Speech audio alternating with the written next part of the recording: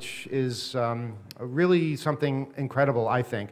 The Yes Men have been to Hope before. They were not headlining Hope. They were kind of low-key about it, but they have been here.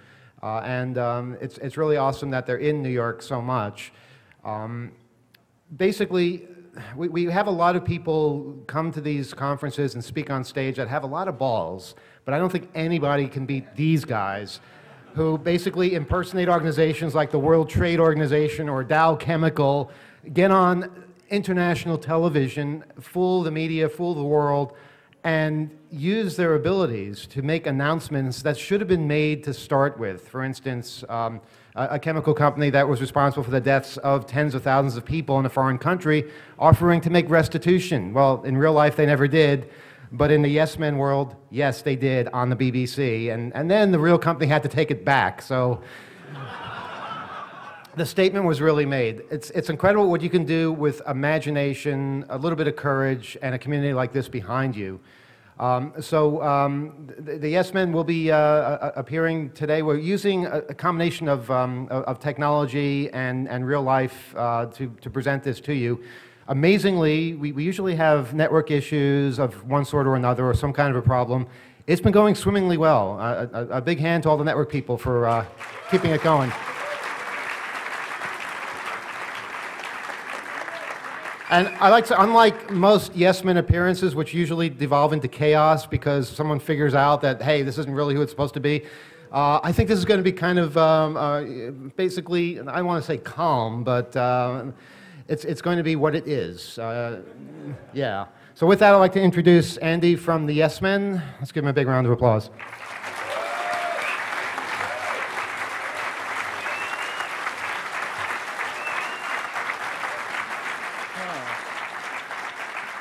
Thanks so much. Wow, it's such a big crowd, and it's a bit daunting and very flattering and a big honor to be here. You know, we've been inspired by hacking, which has been around, 2600 and other hacking things have been around for a very long time, and it's been inspiring to us to see people messing with the system in different ways. And I think it's probably one of the reasons we've ended up doing what we do. And it's only recently dawned on me that what we do is actually hacking. Believe it or not, it took this long.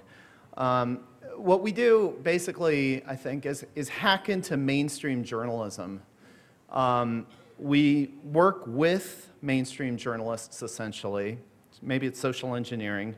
But with their accord, sort of, we give them, most of them, we give an excuse to cover important issues that they wouldn't otherwise cover.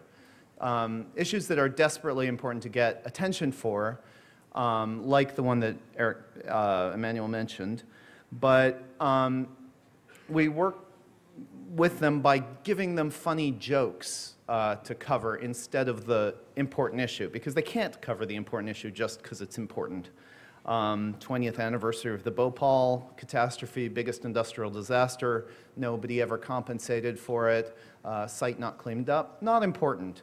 But fake appearance on the BBC by somebody purporting to be from the company that did that, that's important. It's weird, but that's the way it works. And I think besides hackers, one of the other things that has inspired me personally has been ACT UP, who, in the 90s did amazing things like covering Jesse Helms' house with a giant condom. And stuff like that, that basically gave the media no choice but to cover it. It was just too good a story. Now, our own kind of voyage into discovering this started in 1999. And if we can have PowerPoint on this screen instead of me. That's 1999. A bunch of people headed to Seattle to protest the WTO, World Trade Organization, and what it represented, which was a system of free trade overall, and an idea that democracies should never interfere with the freedom of commerce to do whatever it wants. Because, we all know if you just let the rich do whatever they want, it'll turn out great for everyone. So this entire organization, a pretty big organization, was created to promote and defend that idea. And a lot of people didn't like it, including these people that you see in the slide and about 30,000 others who headed to Seattle in November of 1999 to shut down the World Trade Organization. And we couldn't make it to that, so we did the next best thing, or the 10th best thing, which was set up a fake website that looked just like the WTO's real website, but had satirical content, some really offensive content, but basically content that fell within the WTO's basic philosophy. And we did that just because we happened to be playing with websites at the time. I was a tech geek, I was a programmer, and so I enjoyed playing with technology and was making fake little websites. And somebody actually suggested that we try to make a fake for the WTO, and I thought, why not? Something.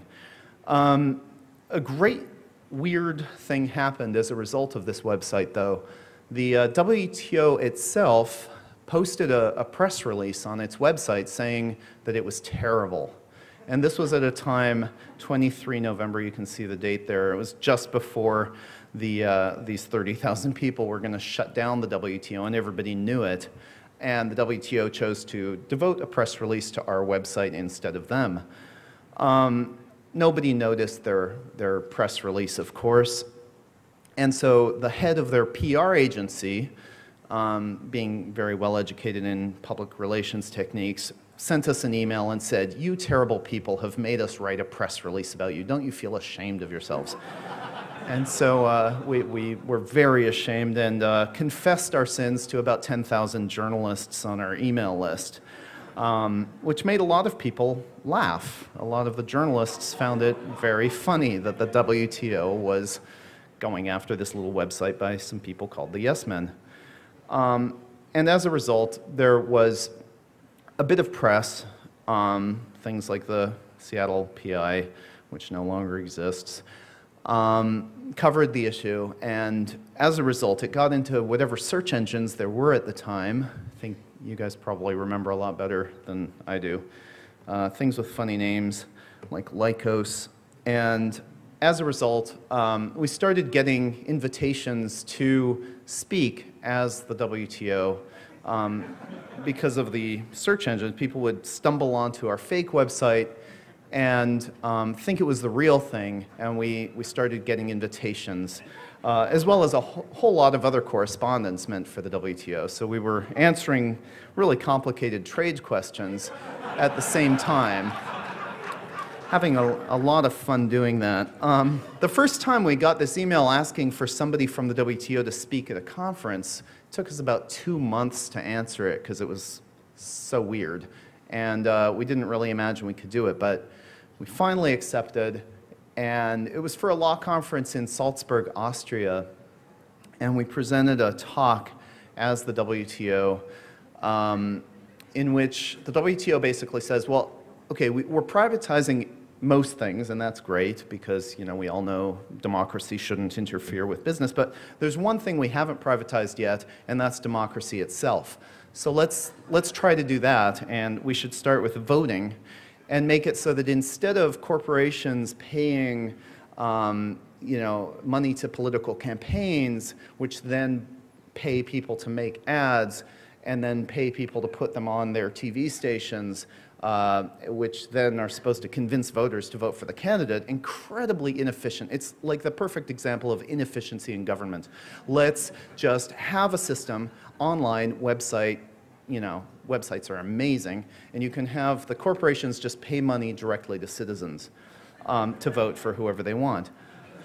And we had this whole diagram describing this, and people, we kind of expected something dramatic to happen, so we were prepared for anything. We had a cameraman there and the whole thing, and nothing happened.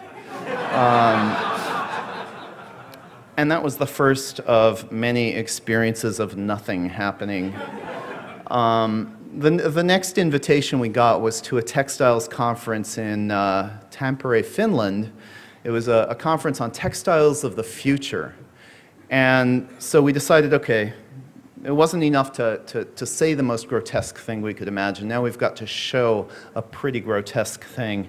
And since Manuel mentioned balls, I'm going to show a little clip that demonstrates what happened there. We thought, well, what the WTO going to speak at the textiles conference, what is the textiles of the future for the WTO? And this is the result. It's a textile solution for one of the biggest problems in the world, a world of absolutely free trade. It's that, you can hire people anywhere in the world at whatever wages you want and transport the goods anywhere you want, but the people themselves can't travel. And that's okay, that's great. There's only one problem with this situation, and this is the problem. Let's see. Oh, I think do we have sound? Yes, okay. If a company might be in New York, Hong Kong, or Espoo, Finland, and the workers are in Gabon, Rangoon, or Estonia, how does a manager maintain proper rapport with the workers? And how does he or she ensure from a distance that workers perform their work in an ethical fashion? I'm about to show you an actual prototype of the WTO solution to two major management problems of today. Now, we all know that not even the best workplace design can help even the most astute manager keep track of workers.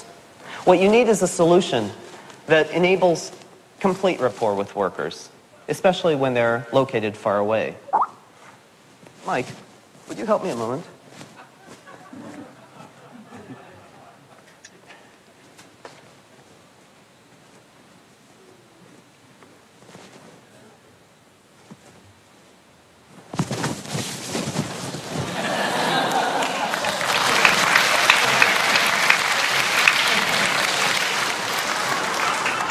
Thank you.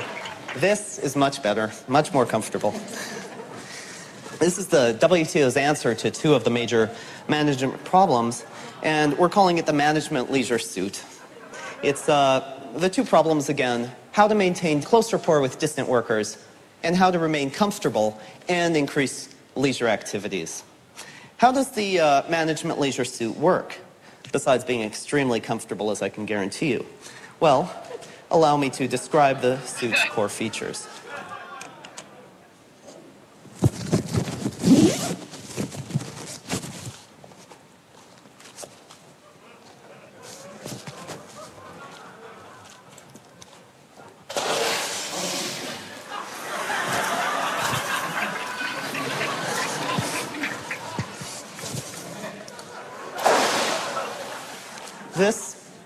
This is the EVA, the Employee Visualization Appendage.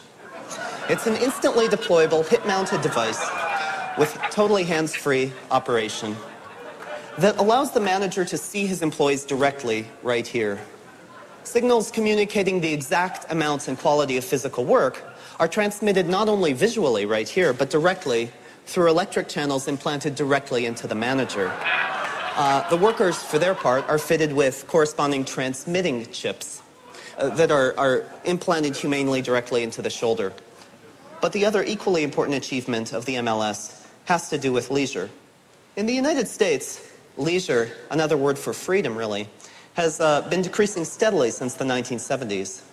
The management leisure suit permits the manager to reverse this trend by letting him do his work anywhere, while remaining in complete touch with the workers, physically sensing what's going on in the workforce on the floor through channels implanted directly into the manager. Again, the manager sees the employees, but also feels what they're feeling and can select where to focus in the workplace environment. So, in conclusion, I'd like to ask, is this a science fiction scenario?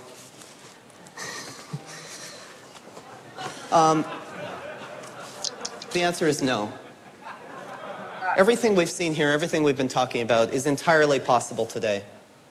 We can always look forward on the highways of progress towards ever new horizons with cooperation and mutual delight in the fruits of prosperity. I'm very excited to be here. Thank you very much.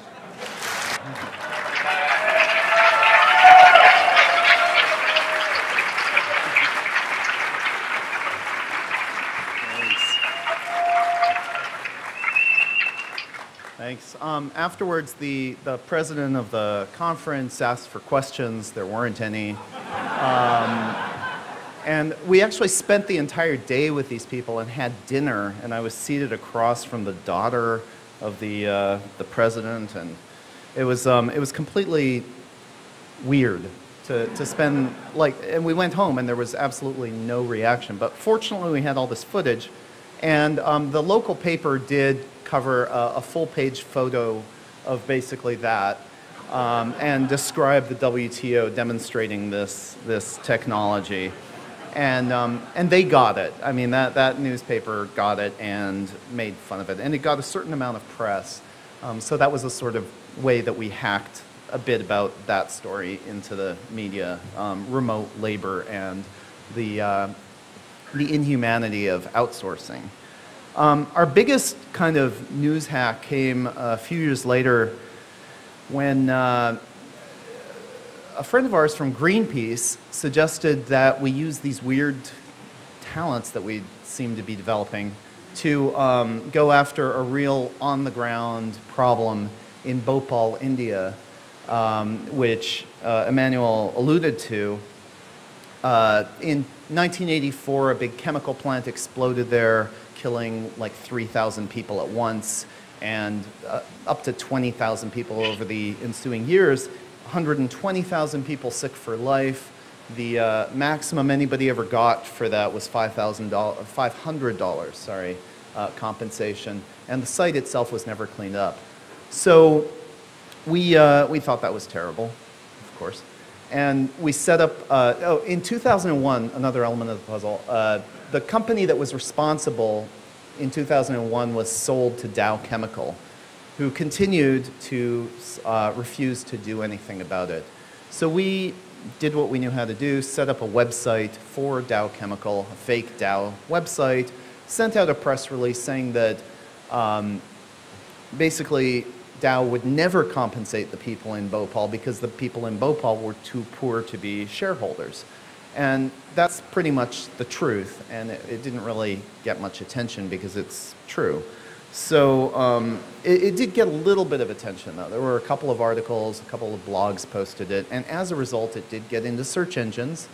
And 2 years later, an intern at the BBC was searching for the Dow Chemical Company because it was the 20th anniversary of the Bhopal catastrophe, and they wanted to interview somebody from Dow to see how they were responding to these activist demands that they pay up.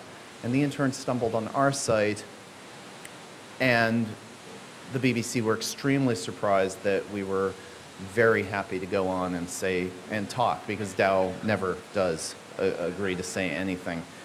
And for 6 minutes in front of 350 million people, I was able to basically go on and on and on about how we were accepting full responsibility for the disaster, compensating the survivors, liquidating Union Carbide, which we had bought, and 6 minutes hitting all of my talking points, and they were absolutely thrilled until about 20 minutes later after the broadcast when they got a call from Union Carbide saying that I didn't exist. A couple funny things happened in that 20 minutes. One was that the stock value of Dow lost about $2 billion.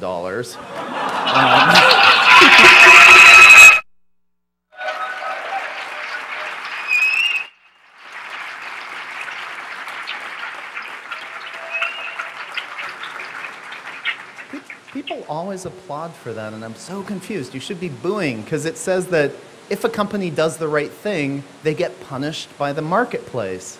That's exactly what that demonstrated. And right after the announcement was revealed to be fake, and it was revealed that Dow had absolutely zero intention of doing anything of the sort, the stock value came right back up. Boo. Okay, now you can boo. Good. So that's one of the things that happened. Another is that it quickly shot up to be the #1 story on Google News. And after the hoax was revealed, which was about an hour later, that story remained on Google News at the top for the rest of the day. And there were something like 600 articles about the hoax and therefore about the disaster and Dow's responsibility and so on in the US press. And that was really the whole goal of the action. It was to give journalists an excuse to talk about this incredibly important thing, that somehow just it being the 20th anniversary wasn't enough. So that was so successful, and that we only did because of Greenpeace coming to us and saying, why don't you do this? And then they worked with us to craft the points and to make it all happen. So we realized there was a lot of power in working with people who were smarter than us, who knew the issues, who kind of could craft messages and figure it all out. We didn't have to wing it ourselves. We could actually work with people who had done really important research.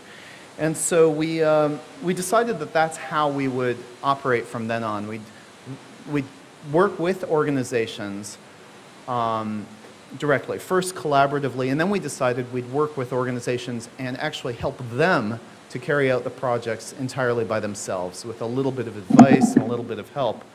And so we created an organization that we called the Yes Lab. Oops, okay, I've been hacked. Let me see, can I fix that? Oh yeah, there it is. Not the US Chamber of Commerce, the Yes Lab. And this is a little video about the Yes Lab and what it does. Is that, am I doing that? Hi, my name is Mike, And I'm Andy. and we are the Yes Men. Yeah, you may have heard of the Yes Men because of some of the things we've done in the past. Like this. Dow is accepting full responsibility for the Bhopal catastrophe. We want something that's going to be able to save a human being no matter what Mother Nature throws at him. This is the answer. Iraq war ends. 1.2 million of these fake papers printed and passed out by thousands of volunteers. Today we're launching Balls Across America. They serve up satirical humor laced with lunacy to call the media's attention to serious issues. Who are you really? We are with a group called the Yes Men. A lot of people see the kind of things we've been doing over the years, and they want to do similar things for their cause. That's why we started the Yes Lab. The Yes Lab is a way for us, the Yes Men, to help all kinds of progressive activist groups carry out media-getting creative actions. Here's how it works. An organization, say US Uncut, calls us up. They have a goal, say, to point out that GE hasn't paid its taxes. Together we brainstorm the best way for the organization to get the most press attention possible. Then, the organization works on the project with our guidance. Finally, the action works, and the organization gets its ideas out in public.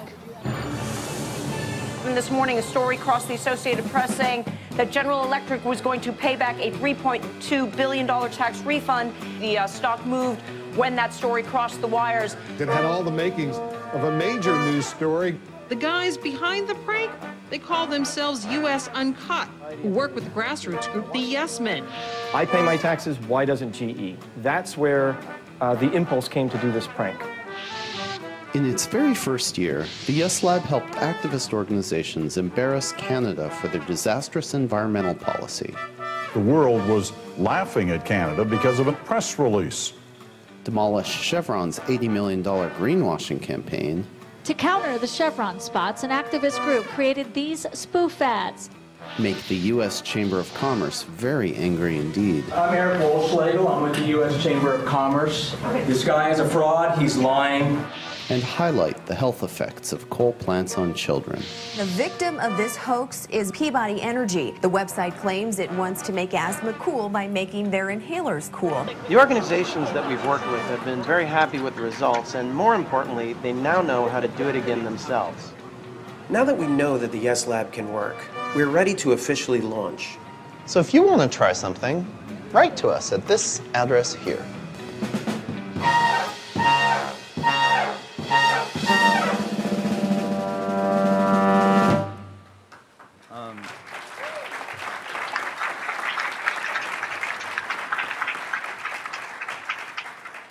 Thanks. One thing we're trying this coming fall, we're working with 5 New York organizations and a bunch of students at NYU, as well as any of you. So if you want in September to work on some projects that are going to be very fun, like some of the projects that we did last year in the same kind of way. Just go to yeslab.org/NYU, and you're very welcome to participate. It would be fantastic to get some hackers or hack-friendly people there. So, so that's one thing. And now I'd like to bring up Mike, who's in Scotland. He has a visa problem for real and can't make it. I'm serious. If he leaves the country, if he leaves the UK, where he has a wife and children, he can't get back in. So it's a real life problem. And let's see, Mike should be up here on Skype. Mike, are you there? Oh, shit. Wait a second. Who has summoned me from my internet slumber? Okay. It was a fateful day when I was using a magical spell to turn Randall Terry gay. When I was bewitched myself and turned into a meme. Did you guys set this up? As a meme, I have special meme powers. Wait, did you? The ability to mutate and morph. You know And others will. The ability to be sliced, have my voice diced, and turned into musical entertainment products. It must be like I have been There's me given over there. much in exchange for very little. How do we get me off the screen Who to start has with? summoned me?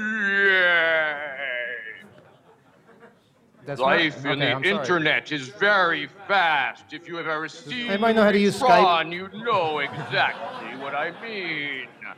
This isn't And supposed to- yet, I can see how governments want to slow it down with speed bumps. The super First off, can you get me information off the screen? highway needs more toll 1 second. booths, traffic cones, rumble strips, Trash? and stuff. Might be trash. What is that on his head? Why have you brought me here? I want out of the internet. I have had too much in Network here. personnel? It's moving too network personnel to the stage, fast. Gingivitis has been eroding the gum line of this great nation long enough and stand back, let must them do their be work. stopped. I've said that so many times. I'm sick of it. Ooh, why do the corporations want to control the information that just wants to be free? SOPA, I remember the SOPA blackout of January. Oh, stop that! Stop! What are you doing? Stop! Don't make me come out there! Ah! Well, we got rid of him. Now what about Mike?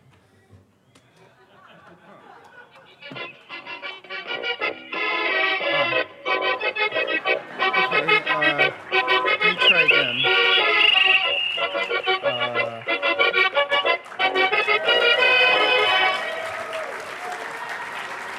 Oh, wow.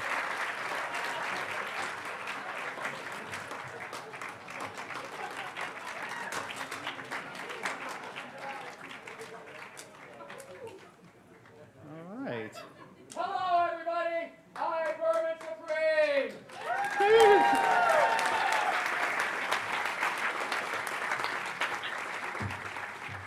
Thank you for having me. Oh, yes, welcome. Thank you. Oh, may I? Great, yeah. Well,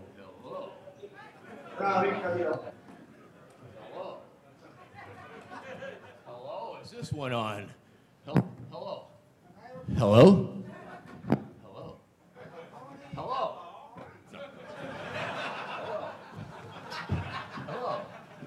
Hello? Ha! person whom you're trying to reach is currently unavailable. Hello, my name is Vermin Supreme, and I am from the internet. I have felt a disturbance in the memosphere. I believe there may be another internet censorship bill coming down the pike. Now, it's so fast on the internet, I can't understand why the governments want to install more roadblocks, traffic cops, traffic cones, rumble strips, and the like. But I have a fear because to a meme, such internet censorship means life or death. Let me assure you that the Supreme Administration will be friendly to memes and friendly to the internet. We are not afraid of the internet, and we do not believe in internet censorship. Me and my meme friends have recently been discussing the formation of a league of memes. I've been stalking my administration with memes. Scumbag Steve, Double Rainbow Guy, all of them. They're all on board, even the keyboard cat. So friends, I would like to take this opportunity because as you know, during my presidential quest, the next stop will be the conventions in Tampa and the conventions in Charlotte. And I will be arriving en masse, and I will be bringing with me memes. I would like to take this opportunity to announce the Million Meme March for Freedom Against Internet Censorship.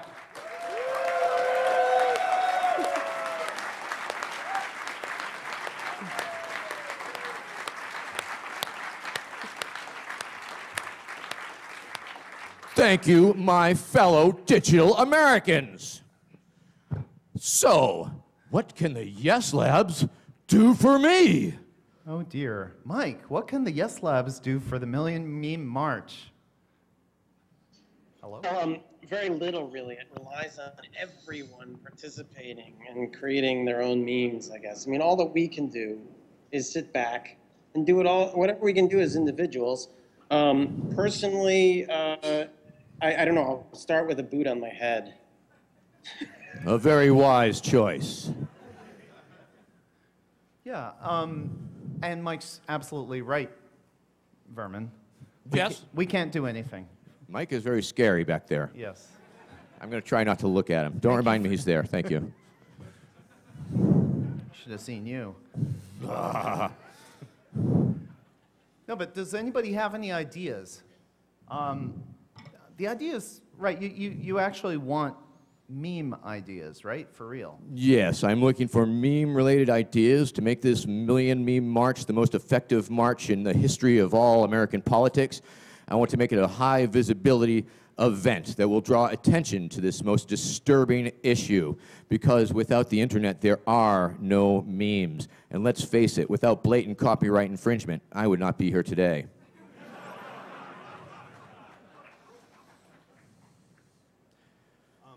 So, any ideas? What can we do, citizens?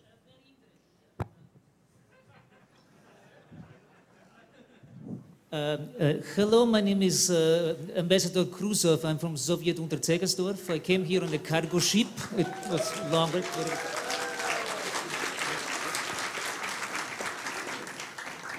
My personal, I'm still trying to understand the West, but I very much like your appearance. I like your the PR concept of this Million Meme March. And I think, as far as I can tell, the capitalist system sex sells. And I would see memes including fisting and stuff like that. A million, a sexually explicit Million Meme March. I mean, yeah, we have to attract deviants. Yes, well, Scumbag Steve is for the pretty, mainstream. For the mainstream, we take bumblebees. Bumblebees and fisting. Fisting. Bumblebees, fisting, and hope. Okay. Yes. Thank you. Yeah. Okay. I'll sit down. You consult me again. Thank you. Yes. Thank you. That was very helpful. So take we have note on that. bumblebees, fisting, and hope. Are there any other ideas? For viral videos or memes, right? Viral videos or potential memes in the making. That's very true. Yeah. Once again, of course, I am the candidate of no hope, no change, and bitter disappointment. Anybody else? Oh, how can you? Oh, we have a volunteer here. Step right up. Don't be shy. We have a microphone right there for you to tell us stuff. And we look forward to your ideas and suggestions. Is this thing on? Yes. That thing, yes, it is on. Okay. Well, Thank you. Thank you for asking. Next question, please. You're welcome. I think I may have the slogan for the campaign. Ah, slogan. Every good campaign does, in fact, need a good slogan. What is or would be that slogan? All their base belong to us. All their base belongs to us. I like it. I like it. Can anybody outdo that one? Can anyone have a crappier one? Here we go. Another lucky volunteer. Step right up. Don't be shy. Everybody's a winner. No internet, no cats. No internet, no cats.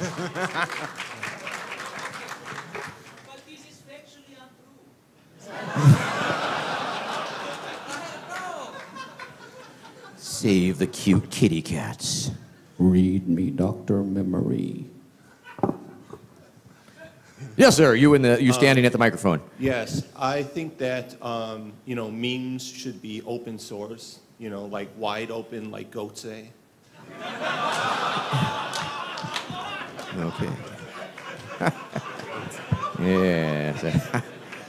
Just because I'm a meme doesn't mean I get all that internet humor. But I'll nod my head as if I understand exactly what you were talking about.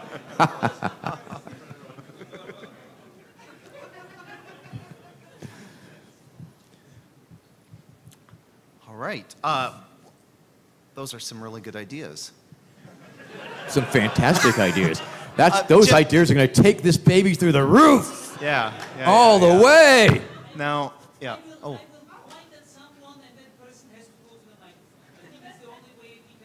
Wonderful. Could you just shove the microphone in their faces? Like Oprah?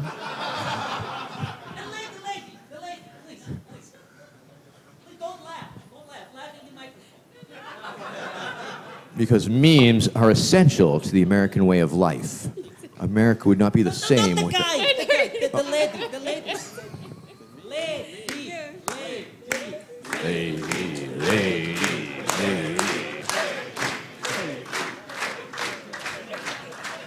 Think of something. Come on. Something, whatever pops in your head.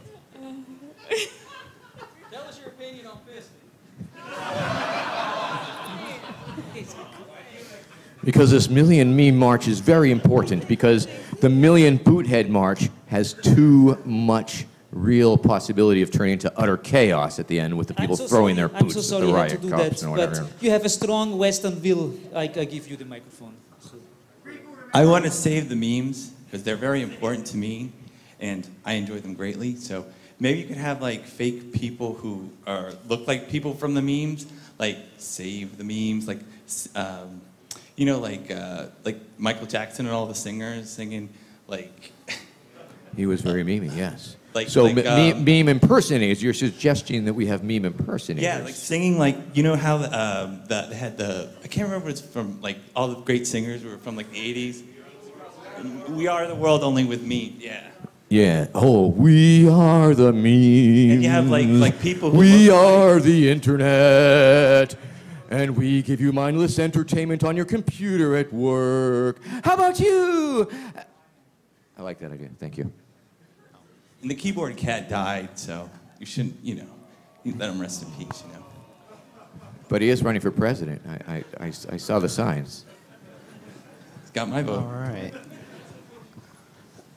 So, Candidate Supreme. Yes, sir. You standing up with the microphone. Yes, hi. If we came up with an image rather than a slogan in the past few minutes, how do we give that to you?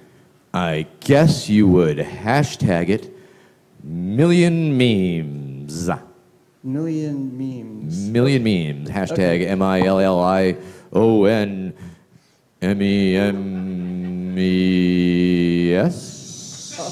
Well, on this little drive here, I have the image. Can I share it? I would. That would be a wonderful thing, young man. Okay, Wonderful I'll thing. Any more shills in the audience? We need more here we go. shills. Thank you.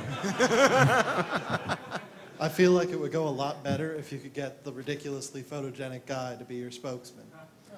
Ah, very good, very good. Okay, well, we'll have our people contact his people. Yes, sir. You there. Bootman. Yes, sir. I defy you. You cannot exist. Memes are an idea. Memes are the people. You cannot wait. That's it. We must become the memes. We must take to the streets. Our boots will blot out the sun. We will drape ourselves in red velvet and we shall know our own meme-ish reality. And they can no longer deny us. They can no longer censor us so long as we are true to our inane and meaningless purpose. But we must find meaning within ourselves, within our memes. Sir, one does simply not become a meme. But what have you done, Bootman? What are you but a meme?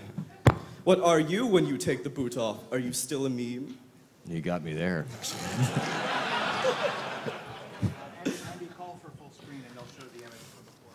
All right, well, we're going to have a technical picture here that's going to be very awesome. I'm sure it's going to be incredible. What is somebody giving me bunny ears or something? What's going on here?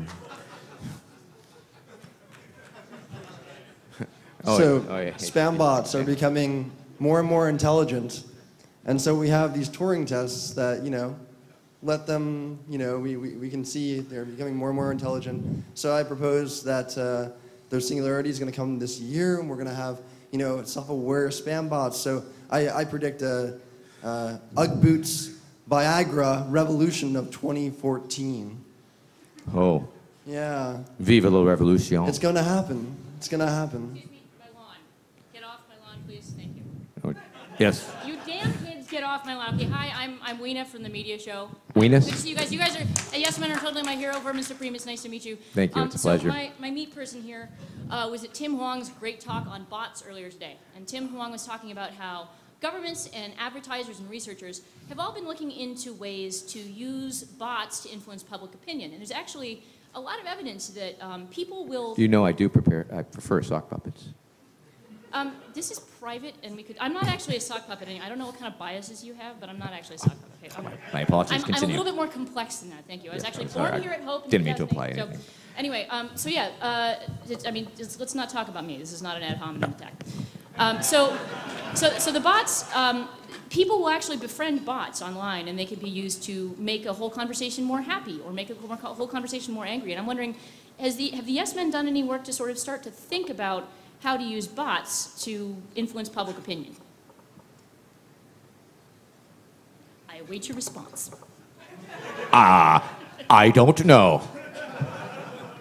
Same here. Let's work on that. I think that'd be awfully fun. Yeah. Very well. Cool. Bot battles. Public opinion bot battles 3000 coming soon. I have a recommendation for the chief MC of the Million Meme March. I think that Rick Astley would make a fantastic addition. He would indeed. He would indeed. He did the Macy's parade thing a while ago, so he's still alive, apparently. How? Despite having done enough coke to kill several horses. How would we trick people into seeing him?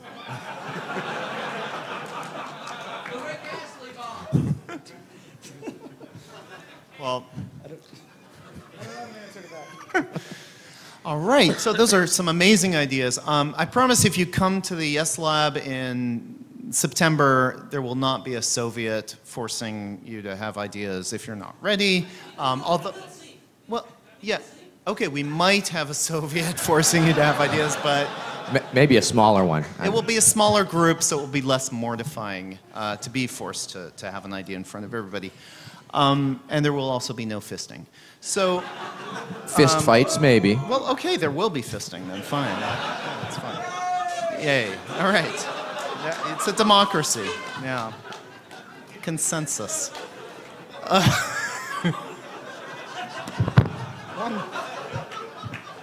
Oh, sorry. All right, so with Mike's help back there also, if there are any questions about any of whatever this is, and about anything so far, about Vermin, about Mike, about the Yes Lab that we're doing, about what we do, how we do it, how this happens, what's going on the screen right now, and off, please feel free to ask.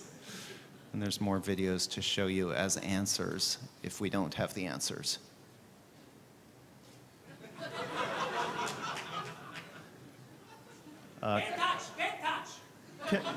Communion, I think, is the answer to the first question. Yeah. I'm not used to this world.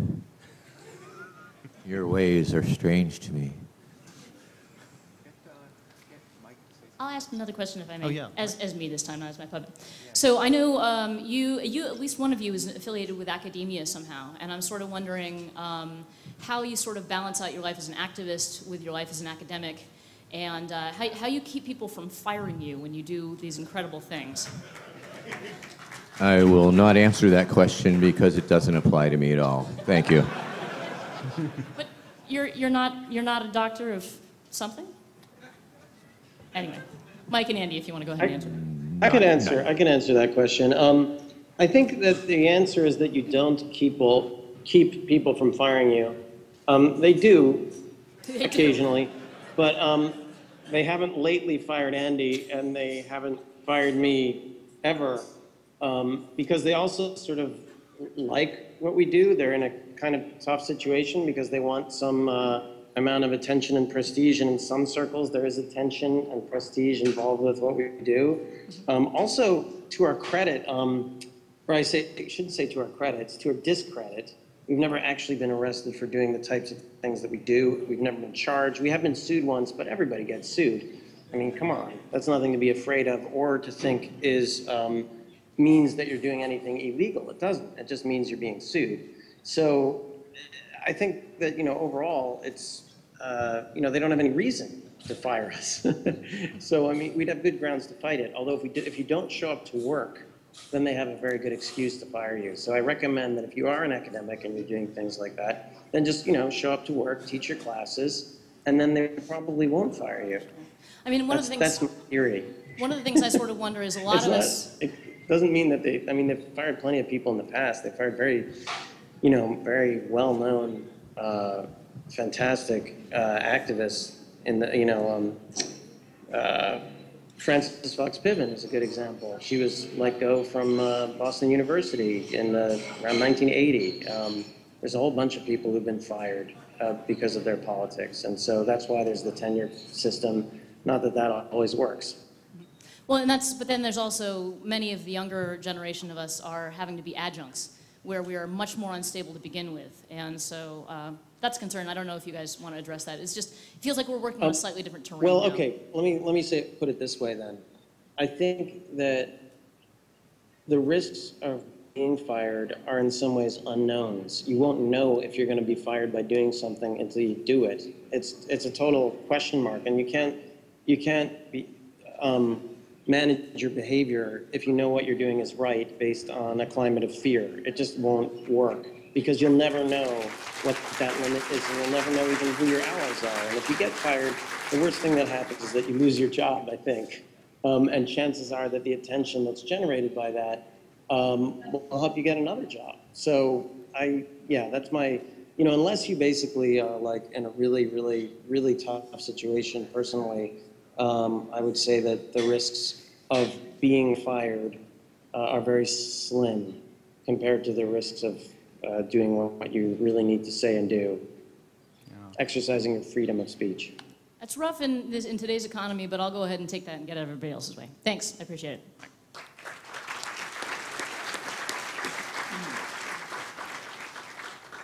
Hi, I wondered if you guys ever thought about using economic warfare to go along with media attacks against some of these companies. There's a guy named Max Kaiser who has a website called Karma Bank, and he lists certain companies, for example, Coca-Cola, that are very susceptible to, say, a ban. I noticed you talked about the stock price of some of these companies and how they plummeted in the hours after your press release. If you work with hedge funds who, let's be honest, all they care about is making money, they don't care that you're a progressive group necessarily, they could work with you to really drive that stock price down. If you have a 2-hour movement down in a stock price and you have a bunch of hedge funds buying put options at the same time, it builds upon itself. And I just, you know. I don't think that any amount of that sort of pressure can really make a difference. I think it could make a momentary difference on one company, but the actual problem is the system that allows companies to get away with murder literally and not you know, see their stock value go up as a result. Until we change that, well, one start would be to get money out of politics. You know, then we would have a lot less of that. And there are different ways to do that. You can get money out of politics, and that makes a real difference across the board, and then companies can't spend billions of dollars. For example, Shell just spent $4 billion lobbying and campaigning to be allowed to drill in the Arctic. You know, that's an example of money in politics. The Arctic is now melted enough that Shell can go drill for oil up there. Wrong response. And that's pretty offensive to a lot of people, including people in government, but because Shell could spend $4 billion on lobbying, they managed to get it approved by the Obama administration. When you can stop that sort of thing, then you can make a real difference. Bringing down one company like Coke, which I'm sure does terrible things, and you know, or any one of these banks that does terrible things, that's great, but one thing that does is send a message that it's just a few bad apples, whereas it's not. It's the entire system. Yeah, no, that wasn't actually my point. My point was that, like, if you do that to one company, it sends the message potentially to the other companies, and not all companies are susceptible to what I'm talking about. Some, like you said, it's not going to make a difference, been but done. there potentially are some companies that are more susceptible. That's something you can test. Like, there have been boycotts that have really hurt certain companies. Has it actually stopped other companies from doing terrible things? No. So it's, you know, to really change things, to really change things, we have to have systemic legislative changes. Like either a constitutional amendment to stop corporate personhoods, to say that corporations don't have the rights of people, which that's a tall order, or even something like an FCC disclaimer on the front of political ads, just like you have, you know, disclaimers on medical ads for pharmaceuticals that say the side effects. Why not have a FCC requirement that if you put on an ad for a campaign or whatever, you have to disclose exactly who's paying for it and who's behind who's paying for it, and, you know, have real clarity about what you're seeing. Right now we don't have that, and that would be really just a palliative measure. It wouldn't fix it, but it would be something. So there are these things that would systematically improve the situation. I think going after individual companies and trying to send them a message is like, you know, it's a bit Christian. It's about like thinking their better sides will win out and the other companies will, you know, do the right thing because they see they're in trouble or whatever. It's not, you can't rely on their conscience or even their fear. I just feel like it's like fighting fire with fire, but thank you very much. Okay, thanks. Hi, I have a question for Vermin. Vermin, are you there? Hey, hey, are you running for president? Yes. Awesome. I am a friendly fascist, a Can we tyrant see that a you video? can trust. Could we perhaps see And a you video should. from, a debate? Let me Presidential run debate? Like right your now? life. I have debated several candidates this election season, yes. How about the Democratic debate? Well, I was involved in the lesser-known candidate debate back in December 19th, 2011. And yes, I won. Let us see. Thank you. I've also debated Jimmy McMillan, another fine meme who I believe I might be tapping for my VP meme candidate. And I have, of course, also debated Aleister Crowley's representative.